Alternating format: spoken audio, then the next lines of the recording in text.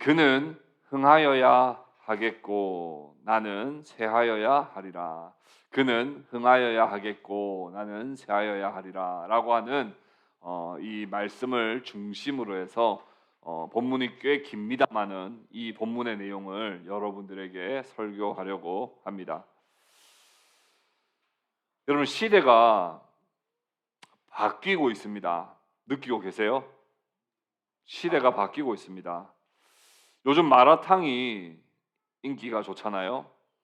저도 마라탕을 좋아하는데 마라탕 가게에 가면 꼭 한 번씩 이런 분들이 계세요.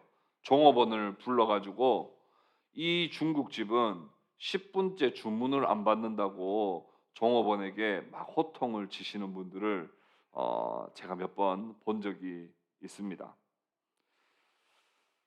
중국집에서 10분째 주문을 안 받으면 문제가 있는 거죠. 근데 마라탕집은 그렇게 종업원이 와서 주문을 받는 게 아닌데 시대가 바뀐 것을 모르고 그렇게 하는 분들을 본 적이 있어요. 소아과나 이비인후과나 우리 주변에 이렇게 그 주아를 데리고 가는 경우가 많습니다. 그런데 가보면 환자가 대기하는 사람이 몇 명이 없는데 가보면 대기가 60명, 80명 있는 경우가 종종 있어요.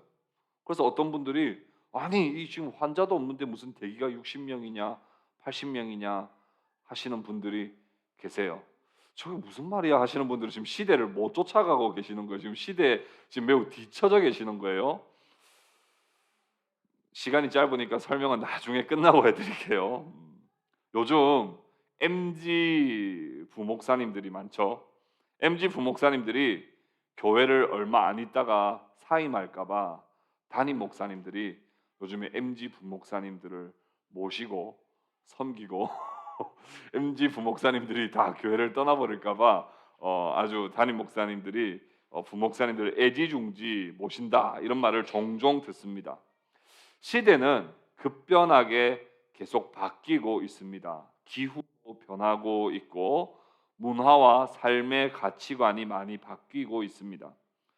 그런 중에도 절대로 변하지 않아야 할 중요한 가치들도 분명히 있습니다. 그 가치들이 무엇인지, 절대로 바뀌면 안 된다고 생각되는 가치가 무엇인지를 우리가 지켜야 할 가치들은 뚝심 있게 지킬 수 있는 성도들이 되시기를 바랍니다. 그러나 시대의 변화와 전환을 감지하지 못하고 여전히 과거에 얽매여서 고집불통과 같은 그런 사람이 되지도 말아야 합니다. 하나님의 아들께서 이 세상에, 이 땅에 오신 것은 이 세상 역사의 가장 큰 전환점이었습니다. 시대가 많이 바뀌고 마이마이를 쓰던 사람들이 지금 MP3를 쓰게 되고 MP3를 쓰던 사람들이 이제 스마트폰을 쓰면서 그것도 블루투스 이어폰을 끼고 살아가는 세상을 전혀 상상할 수 없었지만 시대가 바뀌는 그런 한 10년, 20년 상간에 놀라운 과학기술의 발전이 있었습니다. 근데 그런 시대적 전환과는 비교가 안 되는 엄청난 시대에 가장 획기적이며 가장 엄청난 전환이 있었다면 그건 바로 하나님의 아들이 사람이 되셔서 이 세상에 오신 것입니다. 오늘 본문은 이 중요한 예수님이 이 세상에 오신 이 전환점을 한 번 더 부각시키고 상기시켜 주시는 말씀입니다. 요한복음 3장에서 니고데모가 찾아와서 예수님을 만나는 이야기가 있는가 하면 니고데모 4장에서는 사마리아 여인을 만나십니다. 이 두 사람은 너무 대조적인 사람이에요. 그 3장과 4장 사이에 위치해 있는 본문 말씀이 오늘 우리에게 주시는 성경 본문 말씀이에요. 그렇기 때문에 오늘 이 본문 말씀은 일종의 큰 전환을 예고하는 스위치 역할을 하는 말씀이 오늘 본문 말씀입니다. 3장의 니고데모는 바리새인이며 유대인의 선생이었습니다. 모든 사람들에게 존경받는 사람이었습니다. 그 사람을 만나셨던 예수님이 4장 가면 유대인도 아니라 사마리아 사람을 만나고 남자도 아니라 여자를 만나며 존경이 아니라 돌에 맞아 죽을 정도로 부정한 죄를 지은 이 사마리아 여인을 만나게 되는 이 놀라운 전환점의 위치에 오늘 본문 말씀이 기록되어 있는 겁니다.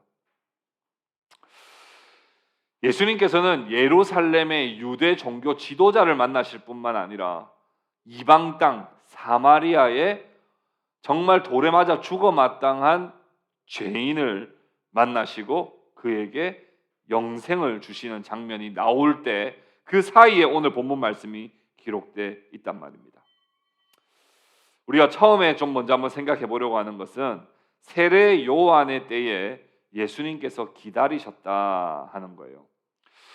오늘 본문의 전반적인 배경을 이해하기 위해서 육하 원칙으로 오늘 본문 말씀을 한번 생각해 보려고 합니다.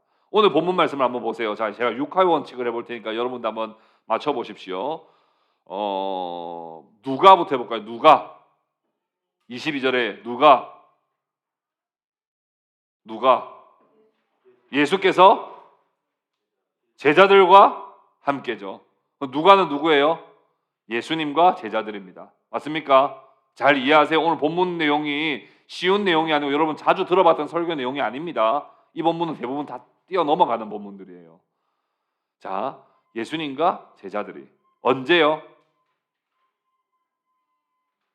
언제? 그 후에. 맞습니까? 그 후면 언제예요? 그 후가 뭐 그가 뭔데? 그 후. 그가 뭐예요? 언제예요? 앞에 누구를 만난? 니고데모를 만난 이후에. 맞습니까? 네, 자, 이거 잘 이해하세요. 누가? 예수님과 제자들이 언제? 니고데모를 만난 이후에. 한 가지만 더 추가하자면 4장의 사마리아 여인을 만나기 전에. 자, 이해되셨죠? 그 다음에 어디서? 유대 땅으로 가서. 유대 땅 맞습니까? 유대 땅으로 가서. 여러분 유대 땅이라고 하면 이스라엘 전체가 유대 땅이 아니에요. 여러분 유대 땅이라고 하면 지금 예루살렘이 서울이라고 치면 유대 땅은 경기도쯤 되는 곳이에요. 이해되시죠? 그러니까 예루살렘 성전에 가셨다가 6월절을 보내시고 이제 유대 쪽으로 경기도 쪽으로 이제 나오신 거예요. 그런 느낌으로 유대 지역에서 무엇을요? 세례를 베푸셨다는 거예요. 세례를 베푸셨다는 거예요. 맞습니까? 네. 왜 베푸셨을까요? 하나님 나라 복음을 전하고 거듭남을 주시기 위해서입니다. 자, 이게 오늘 본문 말씀의 배경입니다. 그런데 여러분 앞뒤 문맥상 수정해야 할 내용이 하나 있습니다. 성경이 요한복음 4장 2절에 보니까 친절하게 너 이거 하나는 좀 수정해서 제대로 알아라 하고 알려준 게 있어요. 4장 2절 말씀 한번 볼까요? 같이 한번 읽어봅시다. 4장 2절 같이 읽어봅시다. 시작. 예수께서 친히 세례를 베푸신 것이 아니요 제자들이 베푼 것이라 이렇게 말하고 있어요. 자, 그럼 다시요. 누가 할 때는 예수님과 제자들이 같이 머무셨지만 무엇을 할 때 세례를 베푸셨다 할 때는 누가 베푼 건 아니라고요? 예수님이 베푼 건 아니고 누가 베풀었다고요? 제자들이 베풀었다고요. 이거 말을 굳이 하시는 이유가 있습니다. 굳이. 왜 이 말씀을 하셨나? 왜 이 말씀을 하셨나? 22절에 보면 예수께서 제자들과 유대 땅으로 가서 거기 함께 유하시며 라고 이렇게 이야기했어요. 그렇죠? 그러니까 예수님은 함께 유하셨을 뿐이에요. 함께 유하시다 다른 말로 시간을 함께 보내다. 같은 곳에 있다 이렇게 해요. 같은 곳에 시간을 같이 보내셨을 뿐 뭐 하셨어요? 세례를 베푸시진 않으셨고 제자들이 가서 세례를 베풀었다는 거예요. 아니 왜 이 내용이 뭐가 그렇게 중요한 내용인가? 그러면 예수님은 안 하시고 뭘 하고 계셨나? 예수님이 세례를 베푸시지 않은 이유가 분명히 있다는 거예요.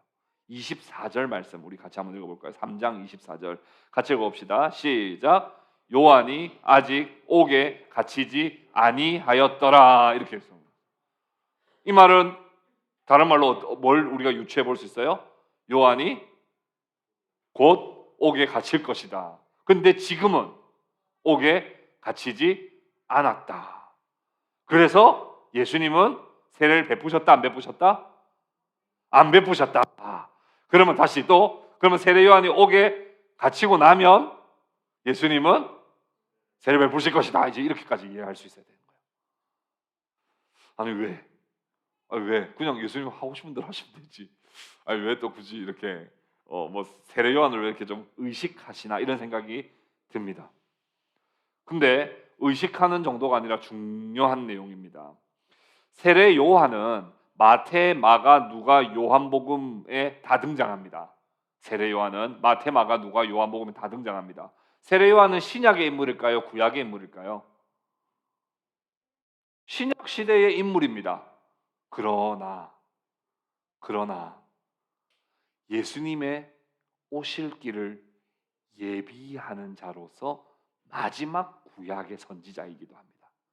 이해되세요? 마태, 마가, 누가, 요한복음 분명 신약 성경에 나오시는 선지자이긴 하나 예수님이 오실 길을 예비하는 것으로 자기의 미션을 컴플릿하는 그런 구약의 마지막 선지자가 세례 요한이라는 거예요. 그래서 마태복음 4장에도 보면 요한이 체포된 이후에 예수님께서 비로소 사역을 시작하셨다. 이렇게 마태복음은 그렇게 기록을 하고 있습니다. 사도 요한, 오늘 요한복음의 저자인 사도 요한도 역시 세례 요한이 아직 예비자로서의 사역을 하는 동안에는 세례 요한이 세례를 베푸는 동안에는 예수님이 본격적으로 사역을 시작하시지 않았다가 세례 요한이 감옥에 갇히고 순교하게 되면 그때부터 예수님께서 때를 기다리고 계시다가 이제 사역을 시작하시는 거예요. 이게 갖는 의미가 뭐예요? 시대의 전환이죠.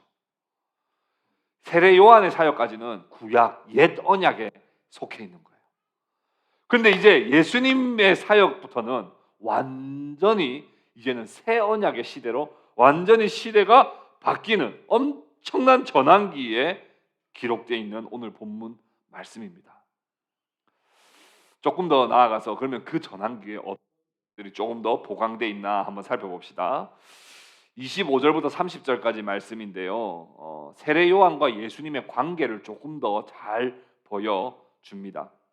예수님과 제자들이 함께 시간을 보내고 있습니다. 이해되고 계시죠? 그리고 세례는 누가 베풀었어요? 제자들이 베풀었습니다. 어디 땅에서요?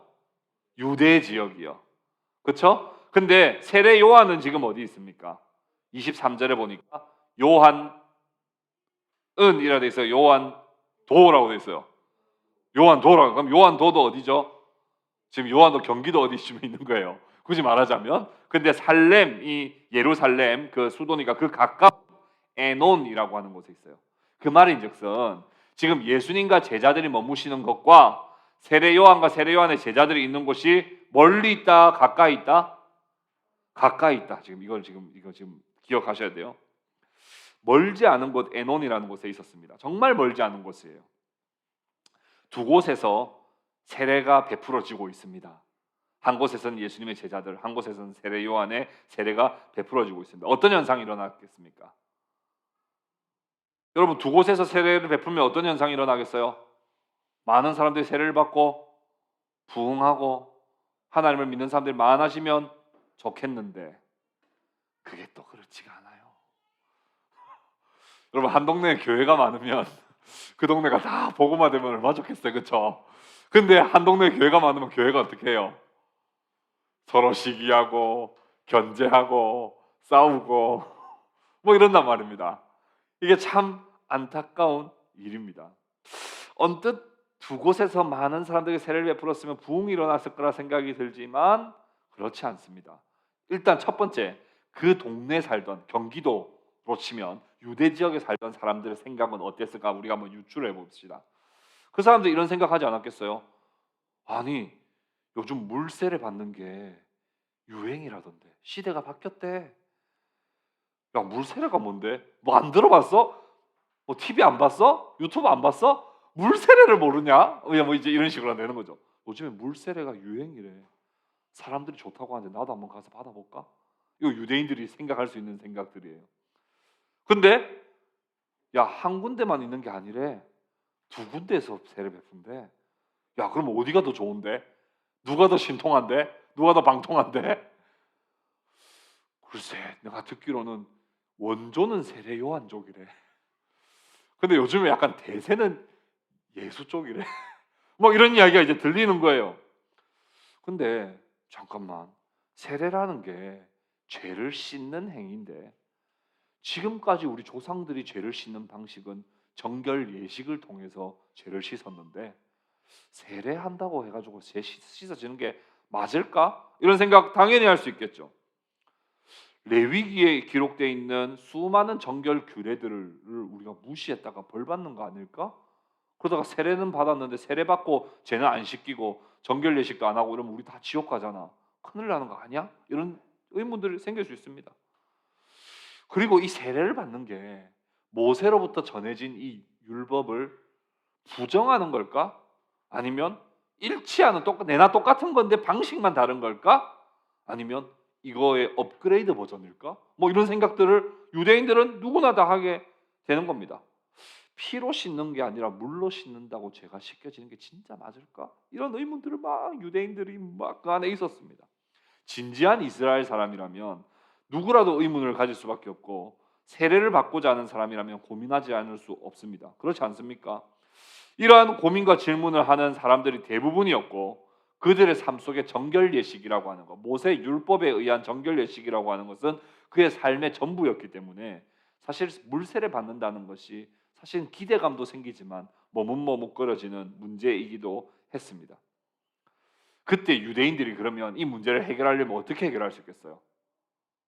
어떻게 해결할 수 있겠어요? 제사장하고 선지자한테 가가지고 물어보면 뭐라고 말하겠습니까? 안 된다 그러겠죠. 저 이단들이다. 저기 가면 큰일 난다 그러겠죠. 그럼 누구한테 물어보면 제일 확실하겠습니까? 세례 받으러 가서 거기 있는 사람들, 그 당사자들한테 가서 물어보면 정결 예식하고 이거는 지금 세례하고는 어떤 관계인지를 물어보면 조금 더 도움이 됩니다. 그래서 유대인들이 세례 요한의 제자들과 자주 논쟁을 벌이고 있는 모습을 보게 됩니다. 25절 보십시오.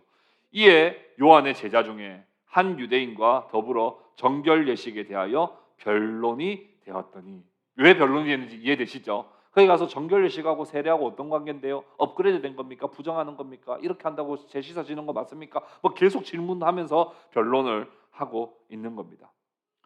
근데 이 요한의 제자도 지금 마음이 별로 좋지가 않아요. 뭔가 막 와보세요.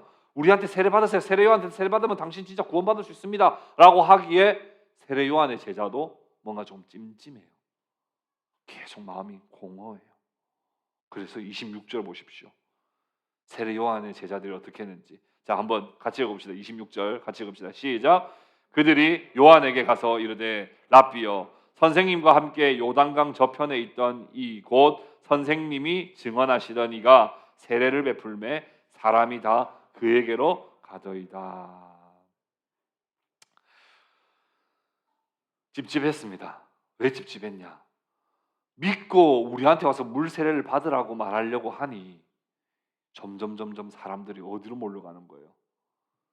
예수와 제자들에게 계속 몰려가는 거예요. 나도 이제 점점 확신이 사라져. 처음에는 확신이 있어가지고 다 물세례 받으러 오라고, 회개하고 물세례 받으러 오라고 그렇게 홍보를 많이 했었는데 가면 갈수록 뭔가 자신감이 사라집니다.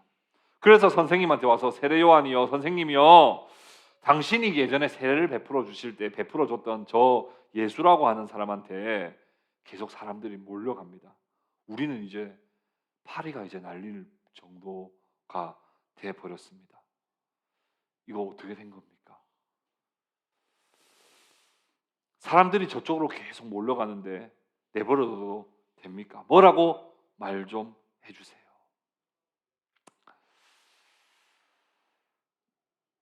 한편 이 제자들은 궁금하기도 했지만 사실은 점점 지는 해와 같이 사람들의 관심과 시야에서 멀어지고 있는 자기를 가르쳐줬던 세례 요한 선생님을 염려하여 하는 말이기도 했습니다.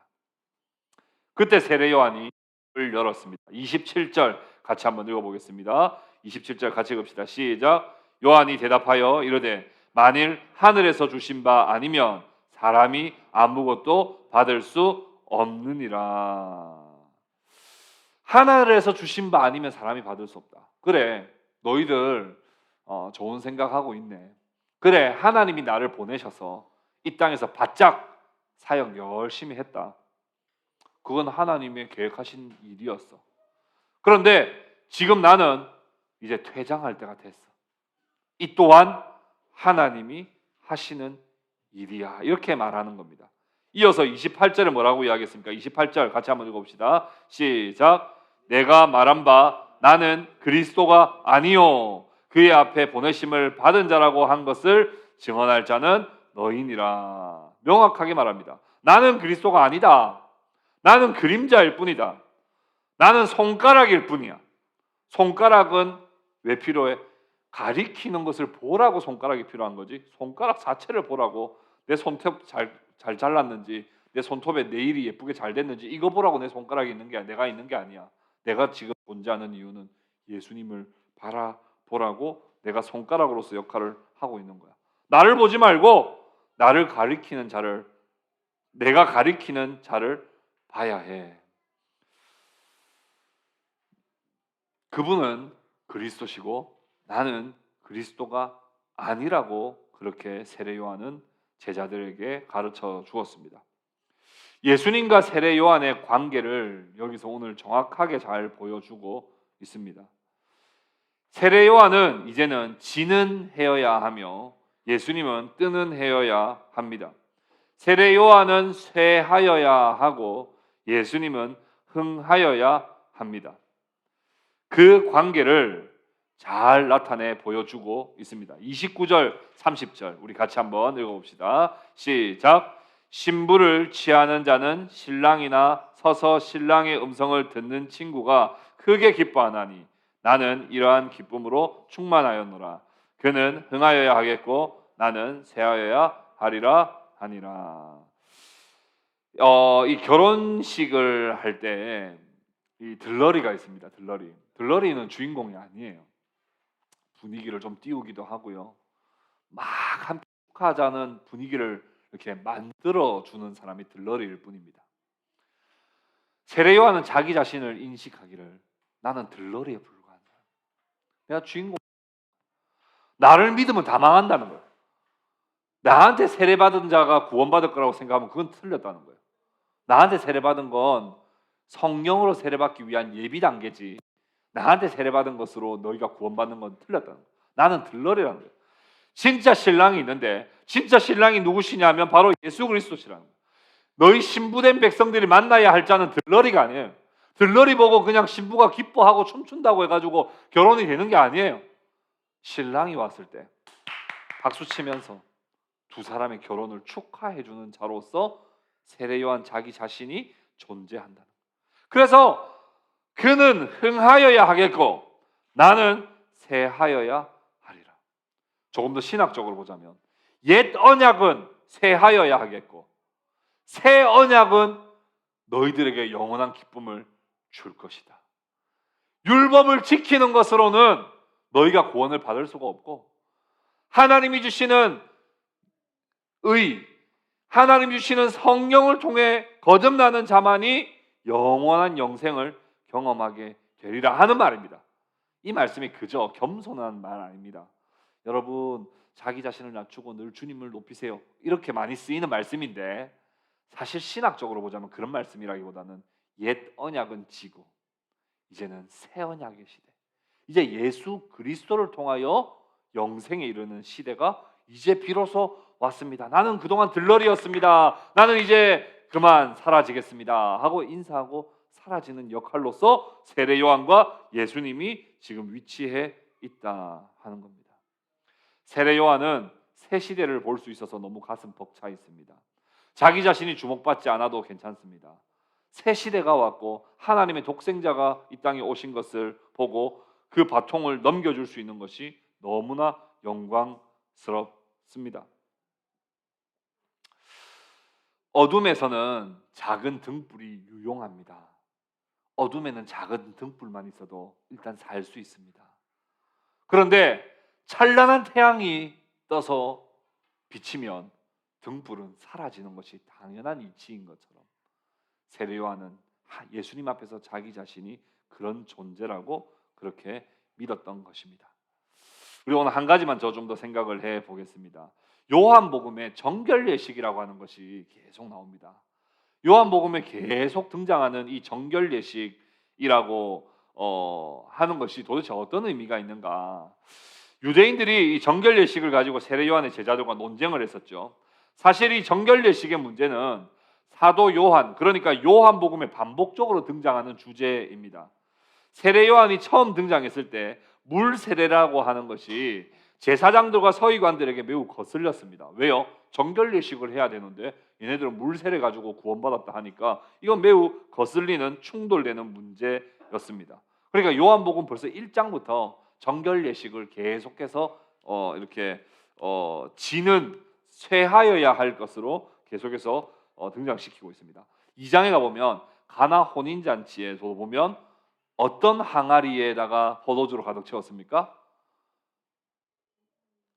정결 예식에 쓸 항아리에다가 그 물을 다 포도주로 바꾼 거. 이건 정결 예식과 매우 중요한 관련이 있습니다. 그저 기적을 말하고자 함이 아니었습니다. 분명히 표적이었습니다. 무슨 표적이에요? 정결 예식으로 그들의 죄가 씻기는 것이 아니라 예수 그리스도의 피로 그들이 정결하게 되는 새 시대를 암시하는 것이 바로 요한복음 2장의 가나 혼인 잔치였습니다. 가나 혼인 잔치 이후에 6월절이 돼서 성전으로 갔습니다. 성전에서 예수님이 어떤 일을 행하셨습니까?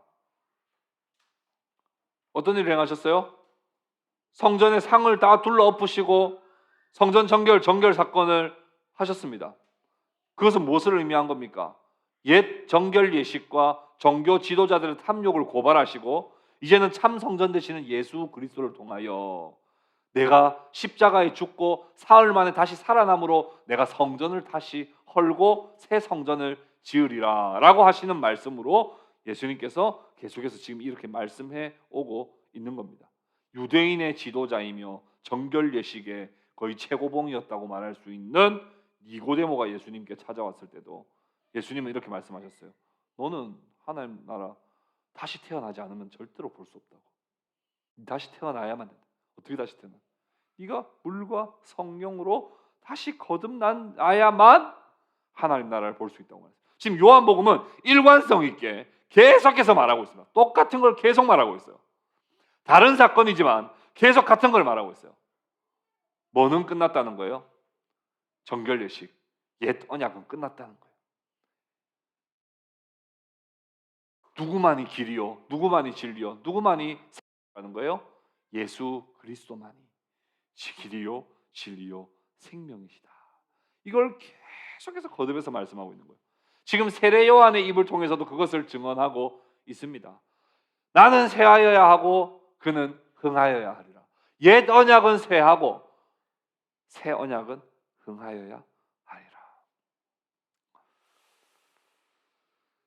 그것은 그 예수 그리스도는 31절에서 말씀하는 바와 같이 오직 하늘로부터 위로부터 오신 분이어야만 그리스도의 역할을 할 수 있고 만물을 지으셨을 뿐만 아니라 만물 위에 계신 이 예수 그리스도를 통하여 하나님의 말씀이 증거되어지게 하시고 그 말씀 안에서 생명이 일어나게 하신다 하는 겁니다. 그래서 요한복음 지금 우리가 이제 3장까지밖에 공부를 못했습니다만은 요한복음 전체에 관통하는 주제가 있습니다. 요한복음 20장으로 한번 가볼까요? 같이 한번 찾아서 읽어봅시다.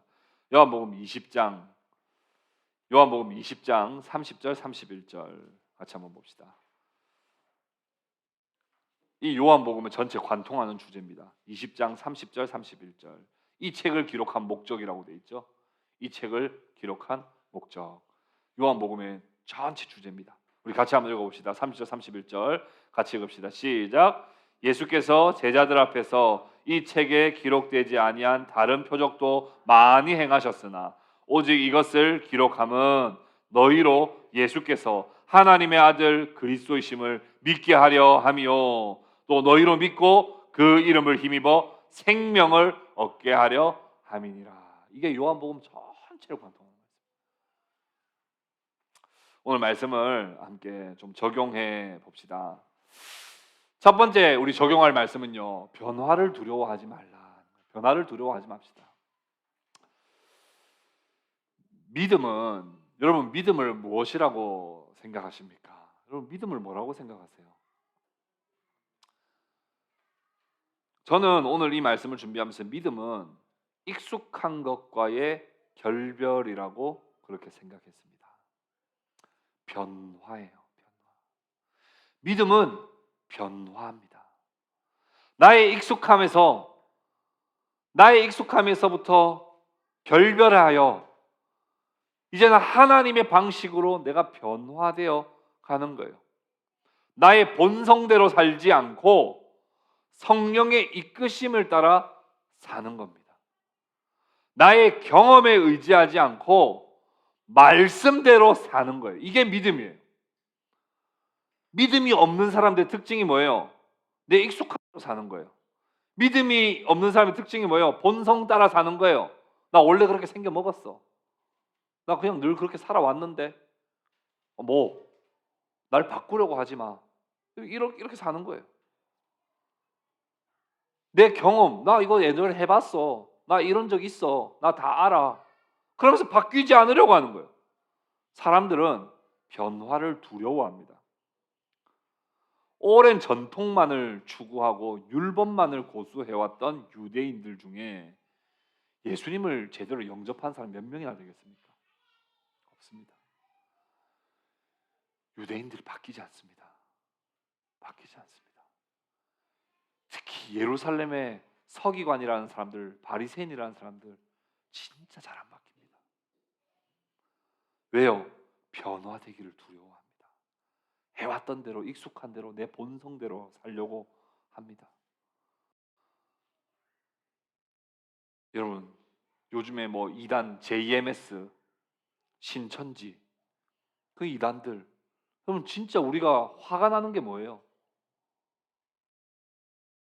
그 실체를 알고도 돌아가려고 안 합니다. 그게 문제예요. 지금 이 정도로 매스컴에서 막 터트려서 다 깨부셨으면 그 사람들 중에 누가 지금도 저런 거도 JMS 갈 사람이 있나 싶은데 아직도 JMS 가보면 사람들 꽉 차 있어요. 왜 그래요? 사람들은 변화를 두려워해요. 지금까지 내가 투자하고 지금까지 내가 경험해오고 지금까지 내가 쏟아왔던 것들을 다 돌려놓는다는 것을 사람들은 정말 두려워합니다. 그러나 믿음의 시대, 새 언약의 시대, 성령의 시대는 지난 내 과거가 어땠든지 간에 내 본성을 거스르고 오직 하나님의 말씀과 성령의 이끄심을 따라 내가 살겠다고, 내가 내 익숙한 것과의 결별을 요청하는 것, 이게 바로 믿음의 반응입니다. 여러분, 변화되는 것을 두려워하지 마십시오. 나의 생각, 나의 짐을 다 주님 앞에 내려놓고 주님께 맡겨보십시오. 그리고 주님이 여러분들에게 말씀하시는 대로 한번 살아보십시오. 여러분들 망할 것 같지만 절대로 망하지 않습니다. 그게 바로 생명의 말씀입니다. 하나님은 우리를 날마다 새롭게 하기를 원하십니다. 날마다 새로워짐으로 새로운 피조물로서 하나님 앞에 하나님 나라 방식대로 살아가는 그런 저와 여러분들 될 수 있기를 바랍니다. 두 번째로 우리가 적용할 것은 그리스도 안에서 발견되십시오. 세례 요한이 모든 성도의 표본은 아니지만 세례 요한은 참으로 행복한 삶을 살았다고 우리는 말할 수 있을 것입니다. 세례 요한이 했던 고백은 자기는 들러리로서 기쁨이 충만하다고 이렇게 말합니다. 세례 요한은 진짜 행복했던 사람들. 우리도 세례 요한처럼 살자 이건 아니지만 세례 요한이 진짜 자기가 스스로 고백하기에 난 진짜 행복하다는 거예요. 세례 요한이 결혼을 했습니까? 결혼도 안 했어요. 자녀가 있습니까? 자녀도 없어요. 재산이 있습니까? 재산 없어요. 아무것도 가진 게 없었던 사람입니다.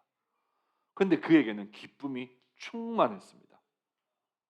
그는 지금 점점 인기도 사라져가고 있고 모든 사람들이 자기를 이제 주목하지 않는 시대를 살아갈 때도 자기가 할 수 있는 말은 기쁨이 충만하고 행복하다는 말이었습니다. 그 이유가 무엇입니까? 세례 요한은 그리스도 안에서 자기 자신을 발견했기 때문에. 여러분 누구세요? 여러분 나는 누구라고 소개합니까? 그리스도 안에서 여러분들을 발견해서 그리스도 안에서 발견한 나를 소개할 수 있는 사람이 되기를 바랍니다. 내 학교, 내 출신 학교, 내가 다니고 있는 회사, 내가 어디 살고 있는지, 내가 사는 지역, 내 집안, 이런 것들로 나를 소개하는 것이 아니라 나의 자아 정체성을 거기서도 확립하는 것이 아니라 날 위하여 날 사랑하셔서 날 대신하여 십자가에 죽으신 예수 그리스도 안에서 내가 발견되어지면 내가 가진 것이 하나도 없어도 기쁨이 충만한 삶을 살 수 있고 그것만이 진리라고 성경은 말씀하고 있습니다. 바울은 그것을 위하여 자기 자신이 가져온 스펙과 경험과 엄청난 이력을 가지고 있지만 그것을 다 해로 여길 뿐만 아니라 배설물로 여겼다고 말합니다. 왜요? 그것들이 나를 기쁘게 행복하게 해주지 않는다는 것을 바울은 깨달았기 때문이에요. 그래서 바울은 그 모든 것들을 다 배설물로 여기고 내가 그리스도 안에서 발견되려 한다고 그렇게 말합니다. 사랑하는 형제 자매 여러분, 여러분들이 지금 어떻게 살아왔든지 간에 무엇이 여러분들을 증명하든지 간에 오직 그리스도 안에서 여러분들을 발견하시고 그리스도 안에서 여러분들로 살아갈 수 있는 그런 믿음의 사람들이 다 되시기를 주님의 이름으로 축복합니다. 마지막 알기를 바랍니다. 우리가 예수를 믿는다는 게 뭐예요, 여러분? 우리가 한번 말씀해 보십시오. 예수를 안 믿는 사람은 없지만 예수를 진짜 믿는다는 게 뭐냐고요? 사도신경 하는 게 예수를 믿는 겁니까? 아니면 주일날 교회 출석하는 게 예수를 믿는 겁니까? 예수를 도대체 믿는다는 게 뭐냐는 거예요. 도대체 뭐가 예수를 믿는 거예요? 예수를 믿는 것은 예수께서 하늘에서부터 오신 분이심을 믿고 하늘의 비밀을 우리에게 말씀해 주시며 우리에게 영생을 주신 분이시라는 걸 우리가 믿는 게 그게 예수를 믿는 거 아닙니까? 그렇다면 우리가 예수를 믿는다면 우리가 어떻게 살아야 되는 거예요? 이 세상의 원리대로 사는 게 아니라 하늘의 원리를 따라 사는 거죠. 이 세상을 살고 있지만 하늘을 늘 인식하며 사는 거예요. 눈에 보이는 것들에 집착하며 사는 게 아니라 눈에 보이지 않는 하나님을 보는 것처럼 사는 거예요. 우리가 그리스도를 믿는다는 것은 항상 하나님을 인식하며 하나님을 매 순간 내 삶의 주인으로 인정하며 하늘의 원리와 하늘의 방식대로 살아가는 겁니다. 빌립보서에서는 이렇게 말을 하죠. 너희의 시민권이 하늘에 있다. 너희의 시민권이 하늘에 있다. 우리가 이 세상을 살지만 어디 시민권을 가지고 사는 사람은 하늘 시민권을 가지고 살아요. 그렇기 때문에 하늘의 방식을 따라 사는 거예요. 손해볼 수 있어요. 하늘 방식 따라 살면 이 세상에서 손해봅니다. 성경은 고난받는다 그랬어요. 그러나 분명히 말씀합니다. 고난받는 자가 복이 있다고 말씀합니다. 그걸 믿는 게 바로 예수를 믿는 거예요. 역사적 인물로 믿는 게 아니고요. 간절히 바라기는 이제는 시대가 예수님의 시대로 완전히 바뀌었고 우리는 세례 요한과는 비교할 수 없는 그리스도의 십자가의 은총을 그대로 입어 우리는 살아가는 새 언약의 백성들입니다. 그리스도를 믿을 때